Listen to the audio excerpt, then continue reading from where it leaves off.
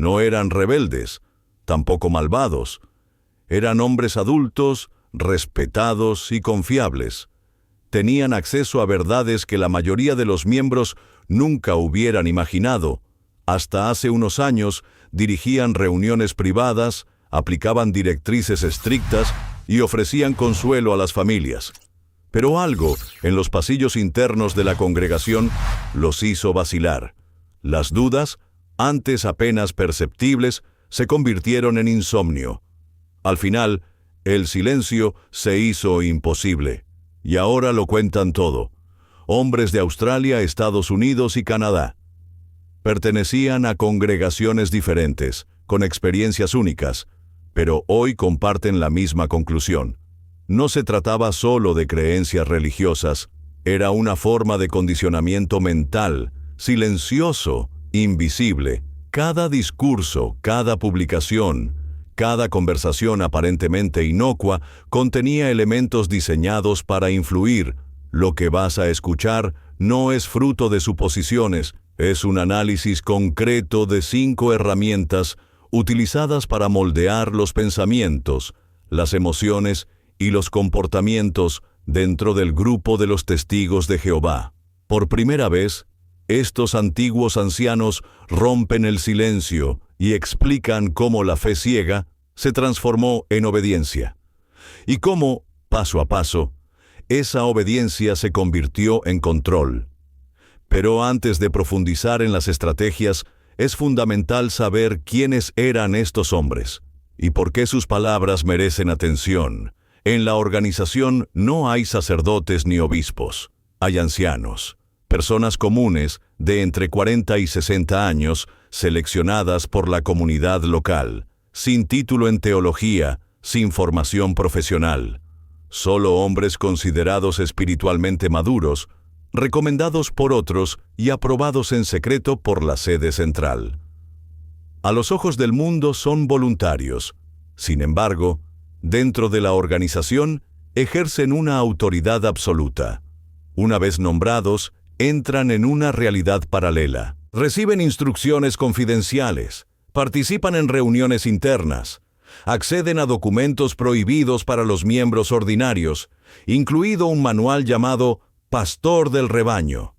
Cada copia está numerada. No se puede compartir con la esposa. No se puede discutir públicamente.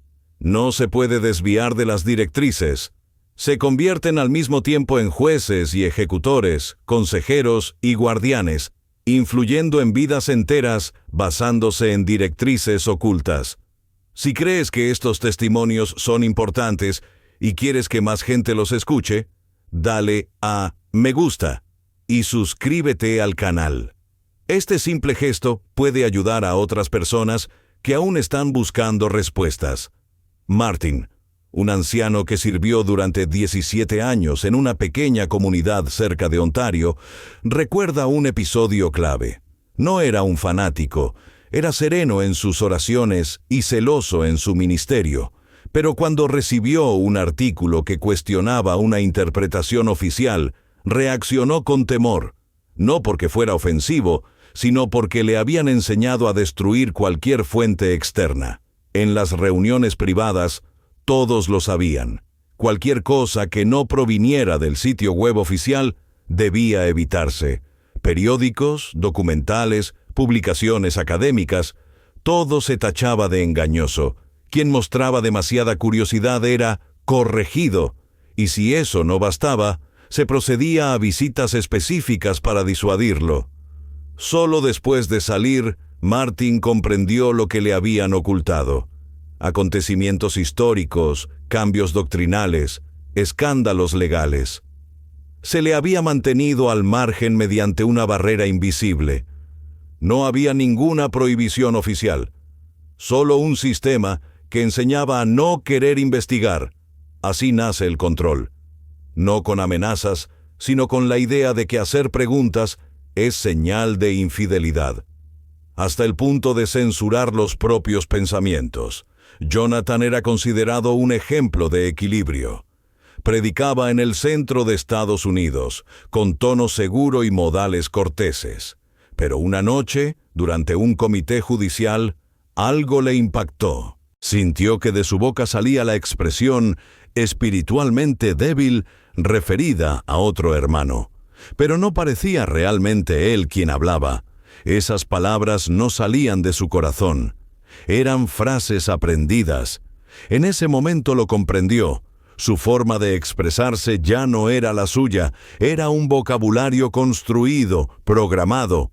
Términos como apóstata, mundano, leal o expresiones como esperar a Jehová no solo servían para comunicarse, sino para etiquetar, para dar instrucciones implícitas. Bastaba con utilizarlos para sugerir cómo debían tratar los demás a alguien. En la comunidad, el lenguaje era un código. Si alguien hacía una pregunta, la respuesta no llegaba tras una reflexión, sino con eslóganes. Jehová lo aclarará a su debido tiempo. O no es momento de dudar. Cuanto más repites estas frases, menos razonas por ti mismo. Jonathan dice que solo después de salir se dio cuenta de lo aplastado que había estado su pensamiento. No había perdido la fe. Había perdido la voz que le habían impuesto, y cuando dejas de hablar con tus propias palabras, se vuelve casi imposible cuestionar el sistema. ¿Alguna vez has notado el uso de frases hechas para bloquear preguntas sinceras? Escríbelo en los comentarios, dale me gusta al vídeo y suscríbete al canal. Al otro lado del mundo, en Brisbane, Mark llevaba 14 años sirviendo en una congregación cerca del mar, fiel, constante, estimado. Pero cuando su hijo adolescente empezó a faltar a las reuniones, Mark sintió algo más que simple disgusto. Sintió pánico, no por el chico en sí, sino por la convicción de que Jehová podría castigar a toda la familia. Le habían enseñado que incluso los más mínimos signos de debilidad podían atraer el juicio divino. Mirando atrás, Mark ve cómo el miedo estaba en todas partes, no solo en los discursos oficiales, sino también en los comportamientos, en las publicaciones, en las conversaciones cotidianas. Cualquier acto de independencia, una fiesta de cumpleaños, una duda expresada, una ausencia, podía interpretarse como el primer paso hacia la muerte espiritual. Mark admite que él también, sin quererlo, contribuía a difundir ese temor. Pensaba que estaba motivando. En realidad, alimentaba la ansiedad. Jóvenes que desaparecían, mujeres llorando, convencidas de que nunca hacían lo suficiente. No se decía explícitamente, serás destruido, pero el mensaje era evidente. El miedo estaba ahí, constante, silencioso, santificado. Mantenía a todos bajo control, bloquea a las familias, apaga los sentimientos, te obliga a quedarte incluso cuando algo dentro de ti ya se ha apagado. Porque en un contexto en el que hacer preguntas significa recibir castigos y marcharse significa perderlo todo, el miedo no solo gobierna las acciones, también ahoga la esperanza. Y luego está Thomas en Pensilvania. Siempre presente, bautizaba, organizaba estudios bíblicos, llevaba comida a los ancianos. Pero cuando decidió dejar el cargo, sin cometer errores ni escándalos, ocurrió algo revelador. Una semana estuvo inundado de llamadas. La siguiente, silencio. Ningún mensaje, ninguna visita. No se había convertido en apóstata. Ya no era útil. Thomas nunca se había sentido enemigo de la fe. Al contrario, durante años había servido con sinceridad. Pero el día que dejó su cargo, comprendió algo que nadie le había dicho claramente. El afecto, en su comunidad, era a menudo proporcional a la función que desempeñabas. Los recién llegados eran recibidos con entusiasmo. Recibían sonrisas, invitaciones, apoyo. Si mostraban un progreso rápido, la atención se duplicaba. Pero bastaba con empezar a hacer demasiadas preguntas o tomar decisiones personales fuera de lo habitual para que esa acogida se apagara rápidamente. No era ira. era desaparición. Tomas cuenta que dejan de buscarte. Dejan de saludarte poco a poco, como si nunca hubieras existido. No hay ninguna carta, ninguna sanción oficial, solo silencio. Quienes viven dentro a menudo no se dan cuenta de inmediato. El distanciamiento es gradual. Si faltas a un par de reuniones, te escriben. Pero si empiezas a expresar reservas, te hablan menos. Cuando intuyen que estás reflexionando sobre cosas inapropiadas, no te evitan abiertamente, te ignoran. Y lo peor, dice, es que lo llaman amor. Dicen, te echamos de menos. Pero lo que quieren decir es, echamos de menos tu obediencia. El problema es que todo esto nunca parece un rechazo. Se enseña como justicia. Se aprende a relacionar la aceptación con el comportamiento, a asociarla con el conformismo. Así interiorizas que querer a alguien significa corregirlo, que el respeto se gana con el silencio, que la duda debe ocultarse. Y cuando intentas pensar de otra manera, nadie te detiene. Lo haces tú mismo. Así fue como el hermano Martin, un anciano canadiense con más de 30 años de servicio, se encontró un día sentado en primera fila durante una asamblea. El orador estaba exponiendo una doctrina actualizada. Nada grave, pero había algo que no cuadraba. Martin sintió un conflicto interior. Estaba a punto de preguntarse, ¿pero no enseñábamos lo contrario hace 10 años? Pero inmediatamente una frase le vino a la mente de forma automática. Espera a Jehová. Y la tensión desapareció. Más tarde comprendió que no era fe. Era condicionamiento. No les habían enseñado a buscar respuestas. Les habían enseñado a bloquear las preguntas. Frases como, la luz se hace más clara, somos hombres imperfectos, Jehová lo aclarará a su debido tiempo, no nacen para explicar. Sirven para detener el pensamiento. Parecen humildes.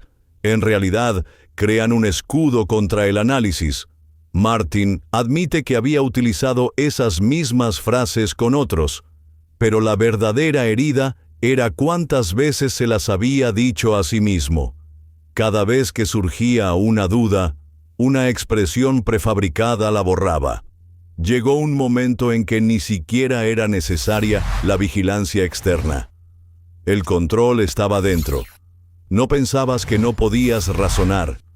Pensabas que hacerlo estaba mal. No se trataba de destruir la fe. Se trataba de eliminar la duda.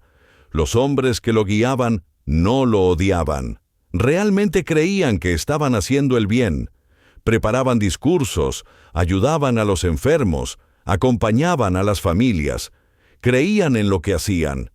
Pero poco a poco, algunos empezaron a ver las grietas, no solo en las doctrinas, sino en la forma en que se gestionaba el pensamiento mismo. Observaban el silencio que seguía a una pregunta, las sonrisas que se desvanecían cuando alguien dudaba, el miedo que empujaba a la gente a asentir. Y cuando, tras meses o años, decidieron alejarse, no fue por rebelión, fue por conciencia. Descubrieron que el verdadero poder no provenía de la fuerza. No se necesitaban amenazas ni castigos. Bastaba con la estructura, bastaba con el lenguaje, bastaba con llamarlo amor, siempre y cuando tuviera límites. Esto no es un ataque a una religión. Es un análisis de cómo se arraiga la influencia.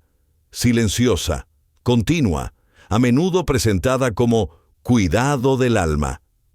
Porque cuando se alaba la fe, pero se castiga la duda, incluso la comunidad más amable puede convertirse en una prisión. Y para aquellos que aún están dentro, aún indecisos, aún atrapados entre una reunión y la próxima torre de vigilancia, queda esto.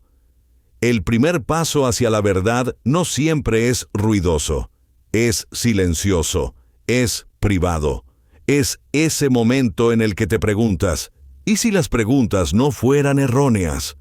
Y encuentras el valor para escuchar la respuesta.